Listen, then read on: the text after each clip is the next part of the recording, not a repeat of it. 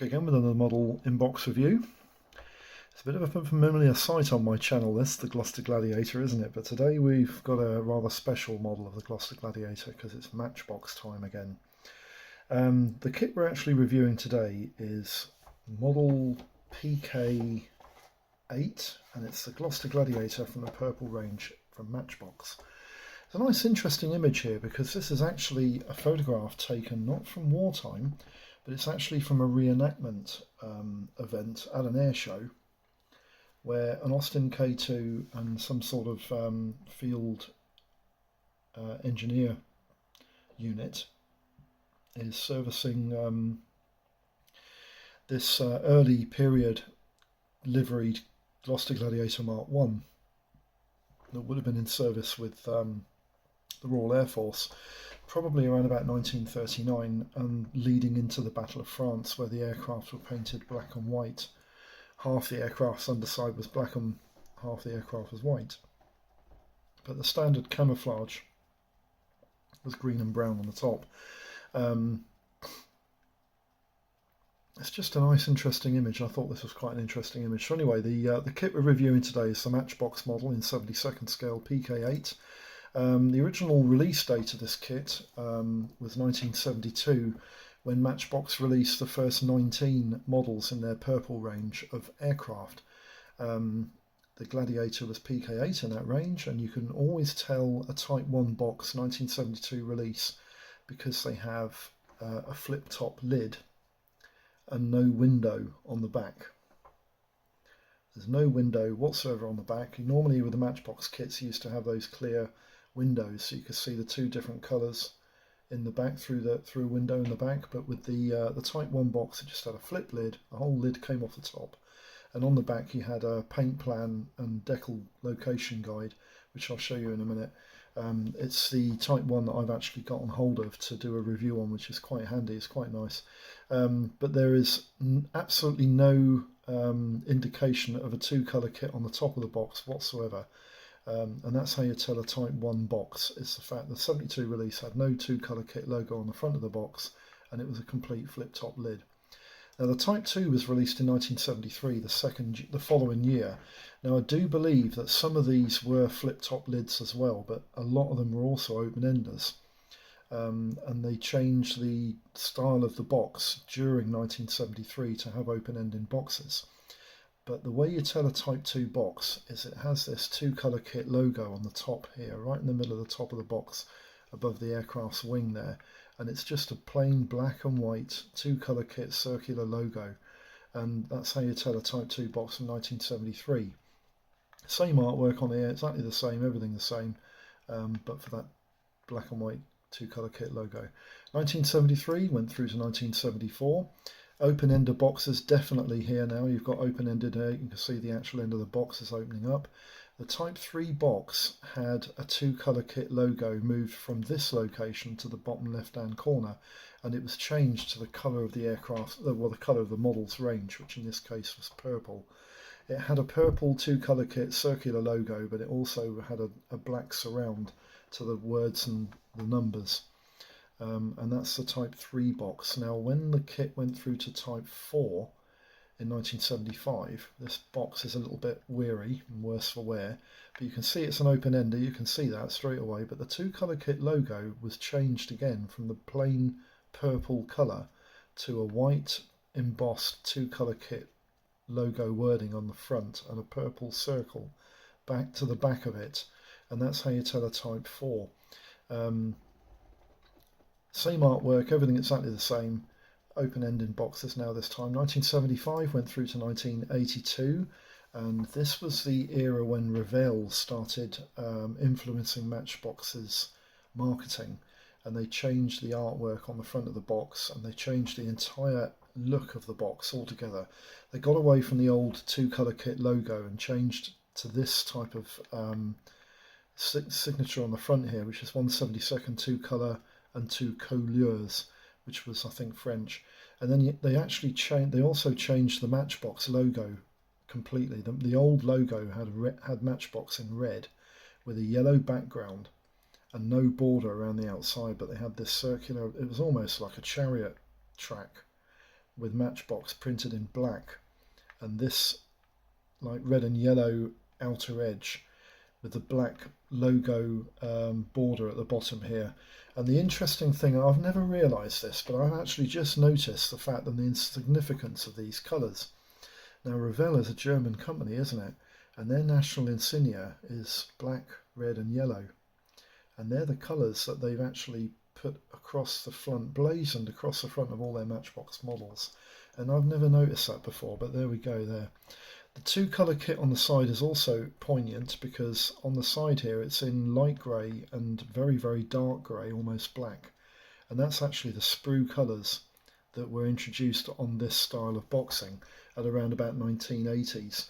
They changed from the colours I'm going to show you in a minute. I'll show you the transition of the sprue colours, which is quite interesting because I always found the early Gladiator kits quite exciting to open up and have a look at the sprues and everything because they were very vibrant colours, and you'll see in a minute. So that's 1982. 1992 came to a second type of reiteration of the boxing from Revell. Not a lot of changes to it, mind. Not a lot of changes at all, but the kit was reissued in 1992. I think it came off the shelves for a couple of years. Then they reissued it again in 1992, but it's also interesting that they kept the same artwork and everything, and the overall appearance of the box didn't change at all. But in 1993, they did put a slight difference in the boxing. In the previous box, it was exactly the same as this. There's no changes to the box whatsoever, but in the 1993 edition, you had an additional logo here. It was almost like a Revell imprint. And this was an addition to the 93 releases, and I think 1993 was about the time when Revell decided that they were going to purchase Matchbox lock, stock and barrel and take them into the Revell's wing, so to speak. So that's 1993.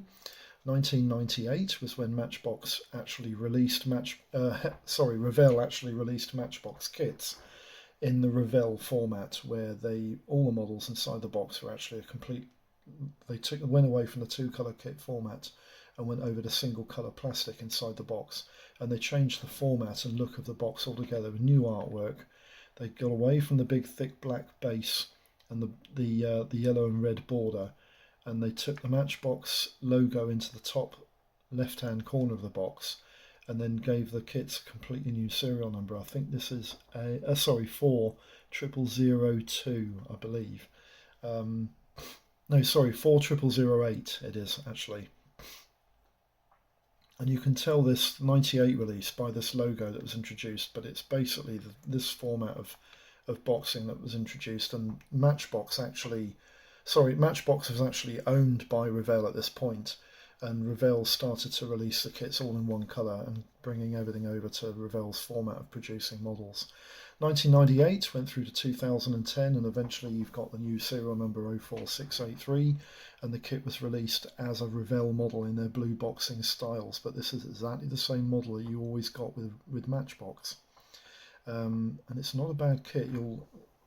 If you look online, you can see some of the reviewers and the pro builders, they actually quite like this kit. They think it's quite a good option in 72nd scale, and it was one of the better models, with only being beaten by the Pavla kit and the latest release by Airfix, the new tool Airfix kit.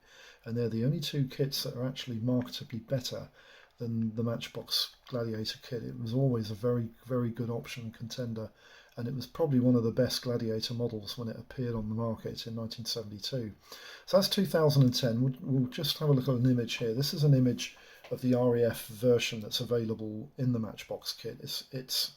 It's interesting actually, because K7985 is the serial number on the aircraft, the real aircraft. I think this is in the Shuttleworth collection. And K7984 are the decals provided for the Matchbox model. So it's definitely from the same squadron livery and everything. It was all identical, the livery and everything. I've always found that quite interesting. Anyway, before we go into the boxing, the actual boxing itself and having a look at the kit, I just want to show you the sprue history to this model. In the early days, 1972, I would have said up to about 1980s. This kit was released in these colours, which was a vibrant reddish orange tone to the fuselage sprue, and it had a sort of a light sandy buff coloured plastic to the wing sprue. Now that buff coloured plastic was featured in the early Fury models, and the orange colour was actually featured in the early Zero models. So they used to use obviously the same dye in the formation of the plastic for their kits, which I always thought was quite interesting. But the Gladiator was one of the more interesting coloured kits when it was first released. Now when Revell got hold of their marketing, they changed the sprue colours to this style, and you had a silver grey plastic and a dark sea grey colours to the sprue underneath. As you can see there, they were very, very different, and I think it took a lot of the dynamics away and appeal from younger generation people who might have wanted to build this kit. But I'll be honest with you, it would probably be a lot easier to produce a decent finish with this particular colour sprue pattern, because you didn't have to paint over light buff and bright red. You probably wouldn't, you definitely would have had to have primed the other kit, which is quite interesting. But in later releases, Revell kits, they're all released in single colours like this, silver grey plastic.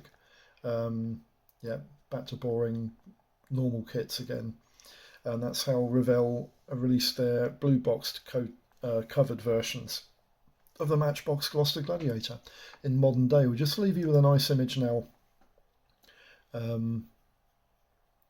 of this particular aircraft in flight, and then what I want to do is just bring the camera down, pan the camera down onto the table, so that we can show you the kit in question very, very easily. I'm not expecting this review to take very long, because the kit isn't very, there's not a lot to the kit. Type 1 box, flip top lid, quite easy.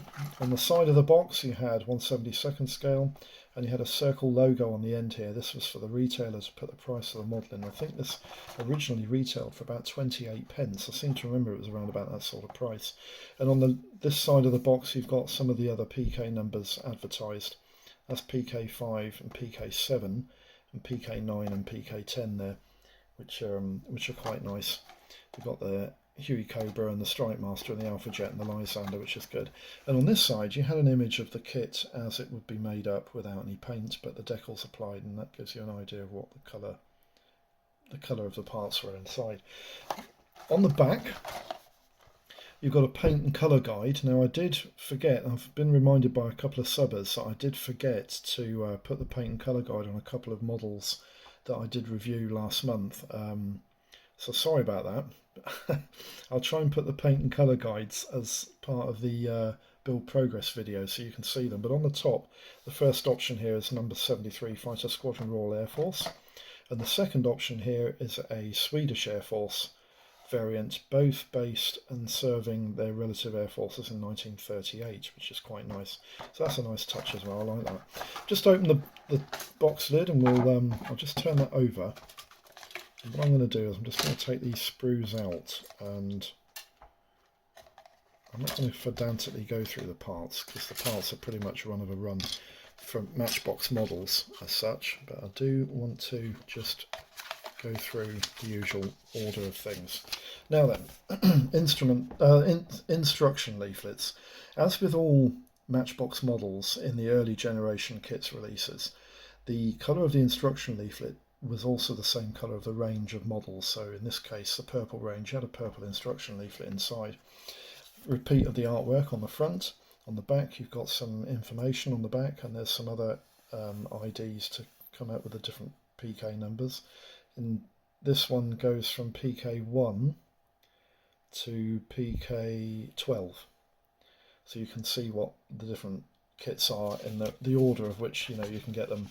From PKs 1 to 12, that's quite nice. And then on the very back page, on the back of the instruction leaflet, you've got a hot hints diagrams set here which give you an idea of what to do, when to do it, how to do it, and that was a nice touch. Frog did that as well in some early Revell kits. And you also had a complaint slip which was actually integrated into the instruction leaflet, which was quite nice in those days too. I quite like that. Now then, the kit is actually The kit builds up in 8 steps. I'm not going to go mental through this instruction leaflet because it's quite easy to follow, but basically you can see how the instruction leaflets follow there. Part 1, Section 1 is the interior with the pilot, Section 2 you're putting the fuselage halves together, tail empennage in Section 3, Section 4 you're putting the interplane struts, supports from the fuselage to the upper wing on the upper decking, which is quite nice.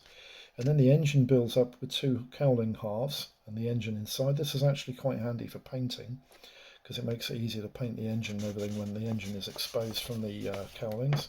Lower wing assembly in Section 6 with the cockpit canopy. I generally put the canopies on after I've painted the kit.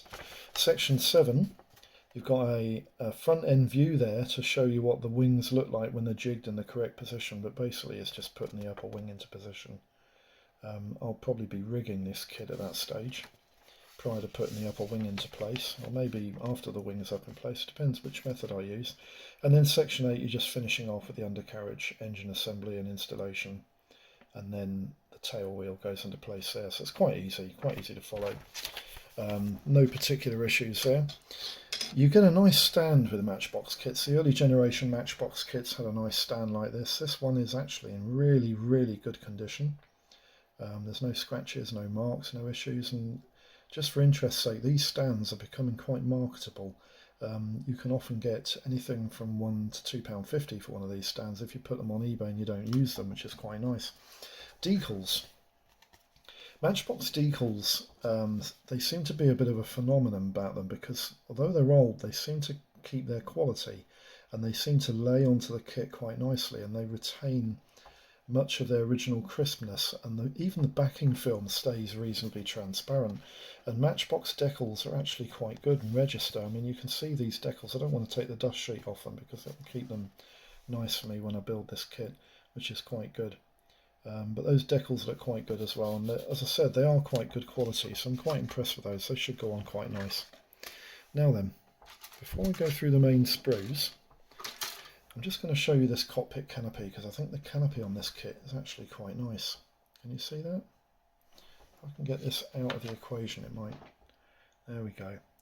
The canopy on the Matchbox Gladiator is crystal clear. It's very nicely cast, and the frame should paint up beautiful. And that is a really nice basic canopy from a basic kit. Very nice indeed. Sprues. This is the buff sprue with the wings. Pilot figure there. You guys who like the Matchbox pilot figures, there he is. The Mercury engine is quite nicely cast on this kit too, and I also quite like the fact that the ribs and fabric coating on the runners and everything is all very nicely and not overdone. It's quite nicely rendered. I quite like that. Quite like that indeed. Yeah, even the wheels are quite nicely cast, as you can see. A little bit of detailing on them. It's not a bad kit. It's actually quite nicely detailed.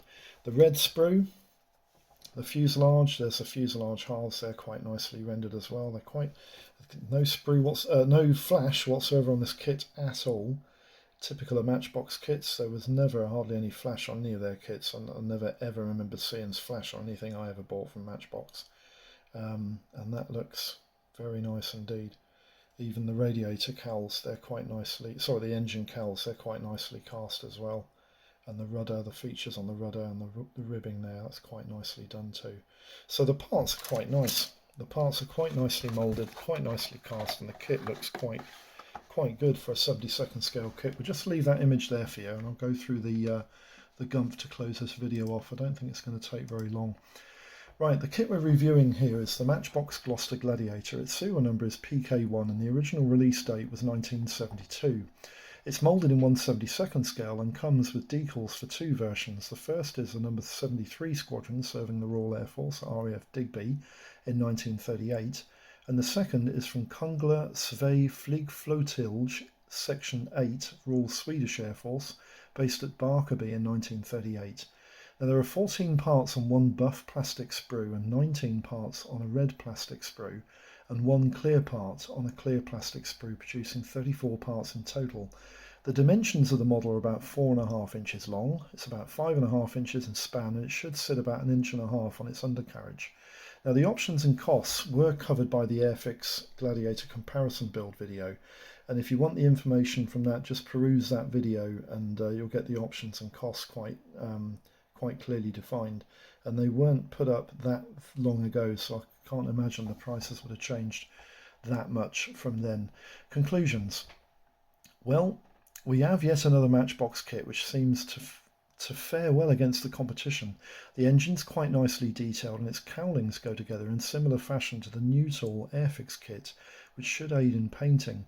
The interior is, as normal with Matchbox kits, quite basic, but altogether it's a cheap and cheerful option in 1/72nd scale. Now the best Gladiators in 72nd scale are, as I've mentioned before, the Pavla and the new tool Airfix kits, and the rest are pretty much of a muchness and as good as each other. But the Gladiator from Matchbox was reasonably well praised by the pro builders and reviewers. Now, the exception of the original tool Airfix kit, which I am building at the moment, and in comparison, that was being built as part of the comparison build project. That kit is pretty diabolical, and I would try and avoid that like the plague. I probably won't be featuring that in my videos to avoid like kits to avoid like the plague, because it's part of a comparison build, but I might pop that video in, as like a bonus. So anyway, I hope this video has been of some use. Hope all your modelling projects are running smooth and everything, and thanks for tuning in. Just a quick note, thanks from the old subbers who've been there encouraging me through the months that have gone through, and thanks to the new subbers. I've actually reached over 400 subbers now, and I'm really pleased about that. It's always nice to welcome new subbers, get new information out of people, because people have lots of information tied up in the back of their heads, and it's really nice to hear it all. So thanks for everyone's support, and I'll get back to you as soon as possible in the next video. Bye bye for now.